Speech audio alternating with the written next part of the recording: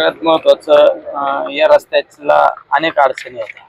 मी ज्यावेळेस संसदेमध्ये खासदार म्हणून गेलो त्यावेळेस मी पहिलं 22/7/2024ला गडकरी साहेबांना एक पत्र दिलं आणि त्या पत्रामध्ये सांगितलं की जो कॉन्ट्रॅक्टर त्या कॉन्ट्रॅक्टरला ब्लॅकलिस्ट करा, कारण ते काम गेले 8-9 वर्षापासून चालू आहे, पण ते काम पूर्णत्वास जात नाही, फक्त खड्डे खांदून ठेवलेले. त्यानंतर गडकरी साहेबांनी तो कॉन्ट्रॅक्टर ब्लॅकलिस्ट केला.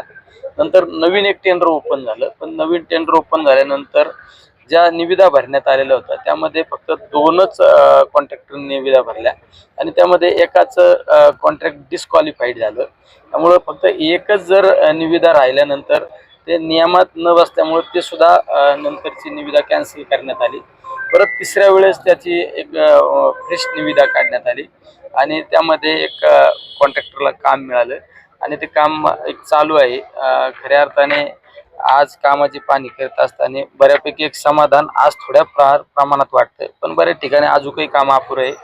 पण आता अधिकाऱ्यांशी चर्चा केल्यानंतर हे काम डिसेंबर 26 पर्यंत काम पूर्ण झालं जाईल, कारण कुंभ मेळ्याच्या आधी हे काम पूर्ण होईल. आज तुम्ही पाहिलं असं राहुरी पट्ट्यामधील एका बाजूचा लेअर टाकण्यात आलेला आहे, तिकडे देऱ्याच्या तिथं ओव्हरब्रिज मंजूर झालेला आहे. त्यामध्ये अधिकाऱ्यांचा सुद्धा महत्वाचा वाटा आहे. स्वामी नावाचे एक नवीन अधिकारी आपल्याकडं हजर झालेले आहेत गेल्या 2 महिन्यापासून. ते सुद्धा त्या कामाचा डेली टू डेली रिपोर्ट घेत असतात. मी सुद्धा ज्यावेळेस जिल्हाधिकारी कार्यालयासमोर उपोषण केलं त्यावेळेस त्यांच्याकडून एक बार चार्ट घेतला की त्यामध्ये प्रत्येक महिन्याला किती काम केलं जाईल. आमचे आदरणीय माजी राज्यमंत्री प्राजक्त दादांनी सुद्धा या रस्त्याच्या बाबत 4-5 वेळा आंदोलन केले, उपोषण केलं. त्यामुळे आज या कामाला एक थोड्याफार प्रमाणात यश आल्याचं पाहायला मिळत आहे. अनेक ठिकाणी रस्ता जो आहे वन वे करण्यात आलेला आहे, पण जो ज्याच्यावरून ट्रॅफिक सुरू आहे तो मोटरेबल नाहीये. बऱ्याच ठिकाणी तिथं देखील खड्डे आहेत. आपण काही सूचना आता अधिकाऱ्यांना सूचना दिल्या. एका बाजूला वन साईड जी ट्रॅफिक चालू केली त्याचे पहिले खड्डे पूर्णपणे खड्डे बुजून काढा.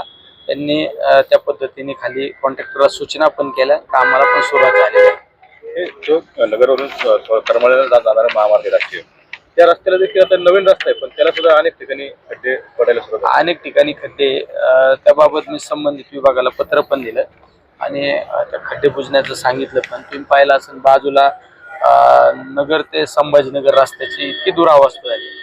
त्यावेळेस सगळ्यात प्रथम मी नगरचे जिल्हाधिकारी कार्यालयात त्या ठिकाणी मिटिंग घेतली आणि त्या अधिकाऱ्यांना सूचना करून त्याचे पॅचअप काढायला त्या ठिकाणी लावले.